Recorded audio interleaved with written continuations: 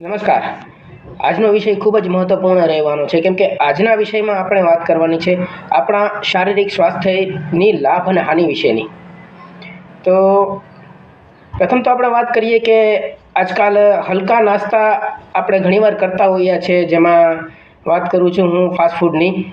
તો fast food આપણે આમ તો હલકા નાસ્તામાં ઉપયોગ કરીએ છીએ, પરંતુ રોજબરોજના આ સમયગાળા દરમિયાન આપણે હવે રાતનું ભોજન પ્રમુખ થાય એવી રીતનું આપણે કરી રહ્યા છીએ, કેમ કે જે ફાસ્ટ ફૂડનો નાસ્તો છે તેને હવે આપણે એક સ્થાન આપી દીધું છે, જે આપણી રાત્રિનું ભોજન ગણવા માંડ્યું છે. આ રાત્રિના ભોજન ગણવામાં ઘણીવાર ફાસ્ટ ફૂડ વિક્રેતાઓ પોતાના લાભ માટે થઈને ઘણી મુશ્કેલીઓ આપણને કરાવી શકે છે, કેમ કે આ આપણા શહેર બહારની વાત છે.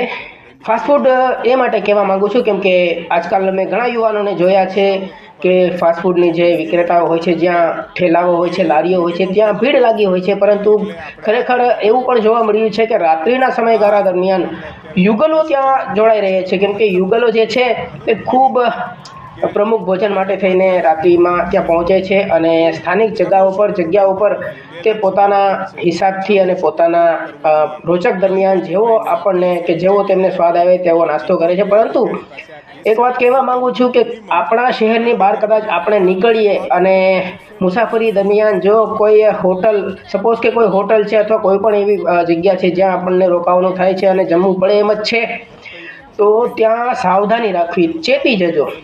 કેમ કે ફૂડ પોઈઝનિંગથી ઘણા પેટ ખરાબ થયા છે, ઘણા વ્યક્તિઓને તકલીફ થઈ છે અને ગંભીર બીમારીઓનો ભોગ પણ બની ચૂક્યા છે ઘણા વ્યક્તિઓ.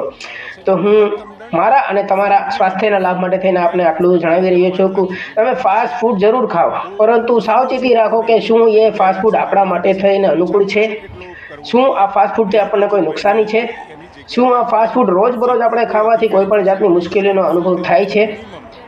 કેમ કે ફાસ્ટ ફૂડ જરૂર આપણે ખાઈએ છીએ, પરંતુ એની મર્યાદા હોય છે ફાસ્ટ ફૂડ ખાવાની.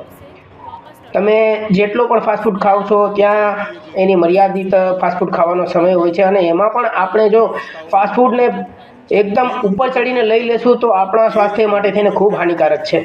આ શહેર બહારની વાત છે. શહેર બહાર જે પણ વ્યક્તિઓ મુસાફરી કરે છે તેઓને ફાસ્ટ ફૂડમાં આ ધ્યાન રાખવી. ખાસ કરીને દરેક ખાવા પીવાની ચીજમાં અત્યારે કેમિકલ્સ આવે છે. વેજીટેબલ શાકભાજીમાં પણ ઘણી જાતના કેમિકલ્સ આવી રહ્યા છે, જોઈ પણ રહ્યા છે, વિડીયો પણ આપણે જોયા છે, ઘણા એવા આપણે દાખલાઓ પણ જોયા છે.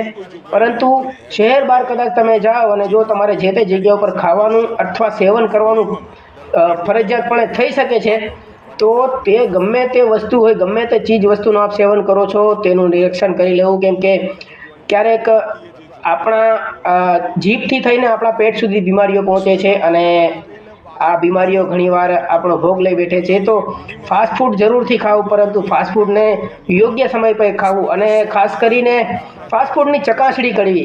અને વિક્રેતાઓ માટે તો ખાસ ઘણા એવા મુદ્દાઓ મેં લખાણ સાથે જોડેલા છે, તો આપ આ વિક્રેતાઓને જણાવવા માંગુ છું કે આ મુદ્દાઓ સાથે જરૂર આપ પહોંચો, કેમ કે આપણા શહેરમાં આ પ્રકારની બેદરકારી કોઈ પણ વ્યક્તિ નથી રાખતા, કોઈ પણ વિક્રેતા નથી રાખતા. પરંતુ જો આપણા શહેરની બહાર આની વાત કરું તો ઘણા એવા વ્યક્તિઓ છે જે બેદરકારી રાખે છે. કેમ કે જે સમય નાસ્તાનો છે સાંજે 5 થી લઈ 8-9 વાગ્યા સુધી, ત્યારે ખૂબ બહુ ભીડ રહે છે અને આ ભીડ દરમિયાન વિક્રેતાઓ જે છે તે પોતાનું માનસિક સંતુલન ગુમાવી બેઠે છે અને જેવી તેવી જગ્યાઓ પર જેવી તેવી સામગ્રીનો સપોઝ એક્સપોર્ટ કરી અને ગમે તે રીતે આપને સેવન કરવા માટે થઈને પીરસી આપે છે. પરંતુ જો આ સમયગાળા દરમિયાન આપે કાળજી નહીં રાખી અથવા મેં કાળજી નહીં રાખી તો મારા પેટમાં પણ આ પ્રકારની બીમારીઓ થઈ શકે છે, મારા પણ પેટ દુખવા થઈ શકે છે, દુખાવો થઈ શકે છે. અને બીજી વાત છે કે શાકભાજી અથવા કોઈ પણ જાતના વેજીટેબલ્સ આપે સાફ સફાઈ કરીને જ રાખવા. આપણે ઘરે પણ જ્યારે જમીએ છીએ ત્યારે પણ સફાઈ કરીને જ, સાફથી ધોઈને જ આપણને એનો ઉપયોગ કરવો. પરંતુ આપણે આ જે પ્રકારનો વ્યવસાય છે એ પ્રકારના વ્યવસાયમાં એટલો સમય નથી મળતો અને કદાચ યાદ પણ નથી રહેતું. પણ આજથી આપણે યાદ રાખશું અને ધોઈ અને આપણે ખાવાની કોશિશ કરશું. જોકે હું અને તમે આને અને બીમારીઓને રોકી નથી શકતા, કુદરતીપણે બીમારી આવી શકે છે, પરંતુ કદાચ આપણે રોકવાનો પ્રયત્ન કરશું અને એકાદ જીવ અથવા એકાદ બે વ્યક્તિઓને કદાચ આપણે બચાવી શકીએ બીમારીઓથી અથવા સાધારણ બીમારીઓથી, સામાન્ય બીમારીઓથી પણ બચાવી શકીએ તો ખૂબ મોટી વાત કહેવાય. અને ઉપરવાળાના ચોપડા ઉપર આપણો સરવાળો જ્યાં જરૂર થશે કે અમે કાંઈક ને કાંઈક તો સેવા આપી છે વિશ્વમાં આવીને. તો આ જ સેવાનો આપણી પાસે પણ હું આશા રાખું છું કે જેટલા પણ વિક્રેતાઓ છે તેઓ ખૂબ સાવધાનીપૂર્વક સેવન કરાવે તેમના ગ્રાહકને, તેમના કસ્ટમરને. અને આ આપણા શહેર બહારની વાત છે, શહેર બહારના જે વ્યક્તિઓ છે એમના વિશેની આ ચર્ચાઓ કરું છું, કેમ કે હજી સુધી મેં જોયું છે કે આપણા શહેરમાં આ પ્રકારની બેદરકારી કોઈએ રાખેલી નથી. અને કદાચ એકાદ બે ઈસમ એવા બેદરકારી હશે તો યાદ રાખજો કે ભારતીય દંડ સંહિતામાં 272 અને 273 આ કલમો છે એ તમને 6 મહિનાનો કારાવાસ, દંડ અથવા બંનેની જોગવાઈ કરાવી શકે છે. તો વિક્રેતાઓ આપનું લાયસન્સ પર રદ થઈ શકે છે. એટલે ચેતી જજો અને આપના કસ્ટમરને ખૂબ સારી રીતે ભોજન પીરસવામાં અનુકૂળ રહેજો અને ખૂબ સારી રીતે તેમને શોભા પણ આપજો. અને બીજી વાત કરું છું કે એક ને એક તેલ જે 2-4 દિવસો સુધી ચાલે છે તે પણ બંધ કરી આપશો. કોઈ વ્યક્તિઓ એવા છે જેઓને ફક્ત ને ફક્ત વેજ ખાવું છે, કોઈ વ્યક્તિઓ એવા છે જેઓને ફક્ત ને ફક્ત નોનવેજ ખાવું છે, પરંતુ આ બંનેમાં પારદર્શકતા નથી. એક દાખલો હું તમને આપું છું. એક જ કડાઈમાં તેલ છે, એમાં વેજને સેવન કરવા માટે થઈને ગ્રાહકને એ સોંપી દેવામાં આવે છે, એમાં પકાવીને પીરસીને.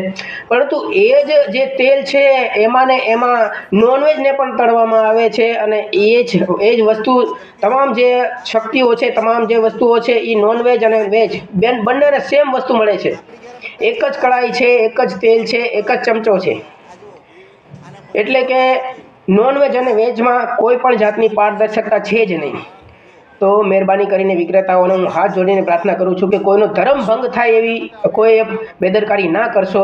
કેમ કે એક જ તેલ સાથે અને એક જ ચમચા સાથે જો આપ નોનવેજ અને વેજનો ઉપયોગ કરશો તો ક્યાંક ને ક્યાંક આ અધર્મી સાબિત થશો અને ક્યાંક ને ક્યાંક આપને નહીં તો આપના પરિવારને આ ભોગવવું પડશે. એટલે વિક્રેતાઓને હું ખાસ કરીને કહેવા માંગુ છું, ઘણા મુદ્દા છે જે મેં લખેલા છે લખાણ સાથે, આપ ત્યાં સુધી પહોંચશો અને આશા રાખું છું કે મારી આ વાતની આપ ગંભીરતાપૂર્વક નોંધ લેશો. અને અસ્તુ આટલું કરીને વિનવી રહ્યો છું. જય ભારત, જય હિન્દ.